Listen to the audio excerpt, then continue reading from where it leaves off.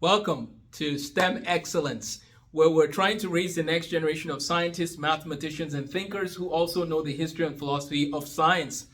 I think modern education expired in 1998, September 4th to be specific.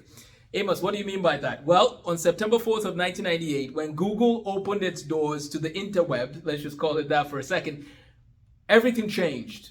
Prior to that, if you wanted to learn a concept, you had to find a person at a specific time and sometimes go find a book in order to learn the concept and master the concept. What happens when that knowledge is now readily available anytime you want it?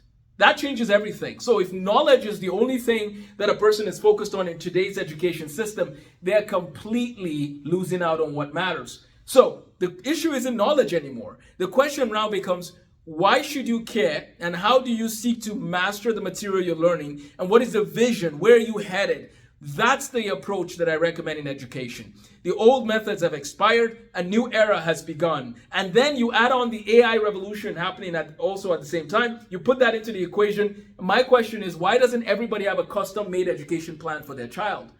A custom-made education plan that tailors that child's learning to meet up with what their skill set is, what their passions are, put it all together and guide them on a path to excellence. I'm going to say that we need to be thinking about our preschool students right now and our pre-K students. We need to be thinking about education in a different perspective. That's part of what I want to do with STEM Excellence for the younger students. And so behind me is a list of a plan that would guide a student to excellence in STEM especially, but in education in general. And so we're going to talk about several layers, and then you can pause and look at the different aspects that apply to your child. But basically, I think custom-made education made to tailoring education to meet the specifics of a child's passion and desires and abilities is the way to go. And in this particular video, if your child is interested in STEM, this is what you should really consider. So let's start from the top. Math. For mathematics, what I've done is I've been able to build a plan called Counting to Calculus. It's taken me about 12 years to keep refining it, and now it's finally ready for you to use all the way to calculus. And then beyond calculus, we have some dual enrollment programs we recommend. We have other things that can help guide your child. Whatever will help your child to master principles in mathematics without limiting their potential is what we're aiming for. For science, we'll talk about that as well. So let's start from the top again. Math. Singapore math, from pre-K all the way to 5th grade. We need to focus on addition, subtraction, multiplication, and division. Help your child to master arithmetic well. There's apps that do this as well. Third grade, I think, would be where you basically want to master multiplication. Whether you're singing it or whatever you're doing. You know, in Nigeria, we learn 2 times 1, 2, 2 times 2, 4, 2 times 3, 6. And I made a whole playlist on Spotify, which you can find. But that's our goal, is to master arithmetic. In 6th grade, we do pre-algebra, which includes some of what they've done before. But it's really that last opportunity to learn your note-taking skills that then allow you to dive into algebra, and the rest is history. So you finish pre-algebra in 6th grade, you do algebra 1 in 7th grade, algebra 2 in 8th grade, and get the college credit through CLEP testing. And then you do geometry and trig in 9th grade. That's pretty much what's left before calculus.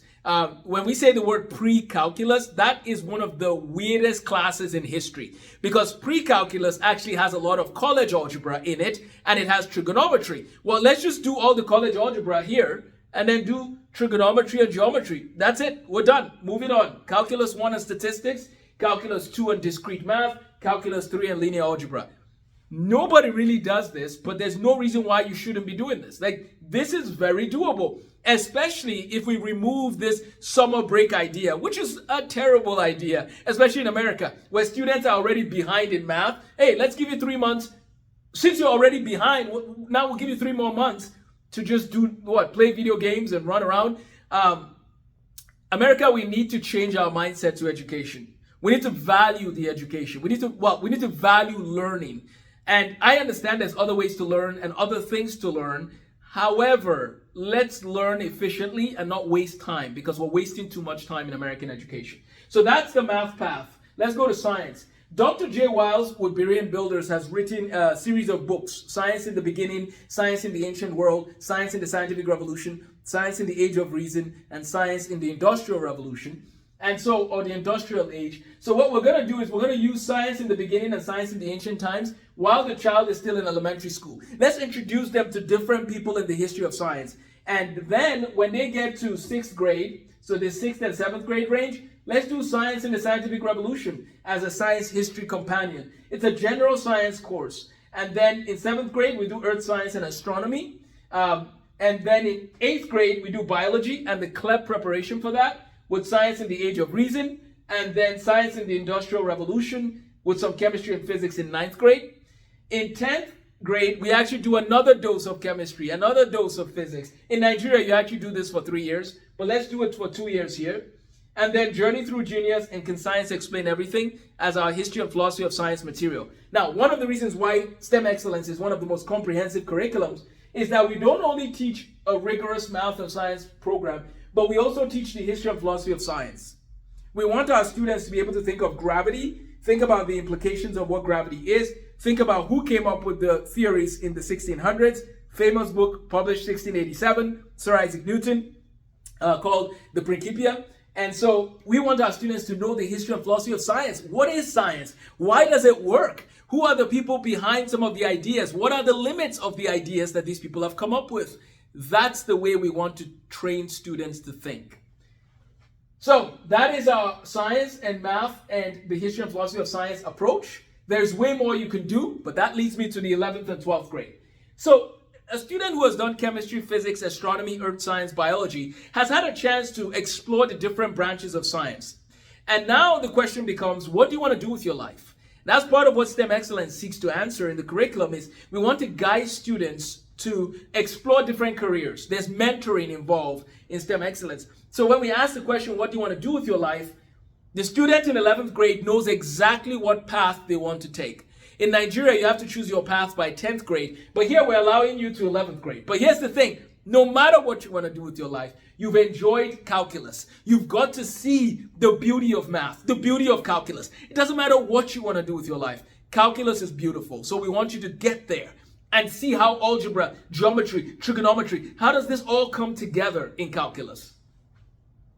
So, in 11th grade, we want to encourage you to choose a path. Do you want to be a computer scientist? We connect you to a mentor in computer science. Do you want to become a medical doctor? We connect you to a medical doctor as a mentor. Do you want to be an engineer? We connect you to an engineer.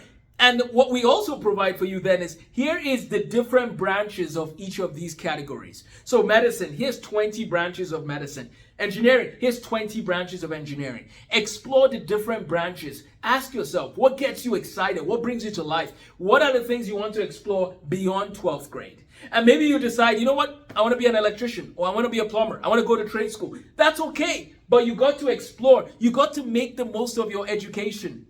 I think there's so much time wasted in modern education. We're wasting people's time and we're not giving them a vision for life. I don't think that's fair to these students. We need to give them direction and give them tools to explore why they exist and what they can do with the life they've been blessed with. I teach from a perspective that says the students were created in the image of God for a purpose. I don't teach from a perspective of naturalistic evolution, which assumes that we just came along without any plan outside of just everything that has happened, right? There's a plan bigger than just you and me and our molecules. God created the world, and God created the students, and God has a plan for every one of them's lives, for every one of their lives, right? So let's educate from a perspective of the fact that students were created in the image of God with a purpose. Lastly, yes, I talk a lot about science and math and the history and philosophy of science and math, but one thing I want my students to do is to read the classics. Read about 100 books before you graduate. There's a book called, there's a series called the Harvard Classics, or there's one from Mortimer Adler. There's these great books of Western civilization. So let's get our students reading books. Read a lot. 100 books before you graduate high school. Doesn't matter what you want to do with your life. Read 1984. Read A Tale of Two Cities. Read different books, right? Read the Bible chronologically, cover to cover. Read every book. Now, the Bible, of course, is not just a book, but I'm giving an example of, let's also do that. Let's read that in our series. Welcome to STEM Excellence. I look forward to working with your students. Have a blessed day. It doesn't matter where you're from. Let's walk together. Have a blessed day.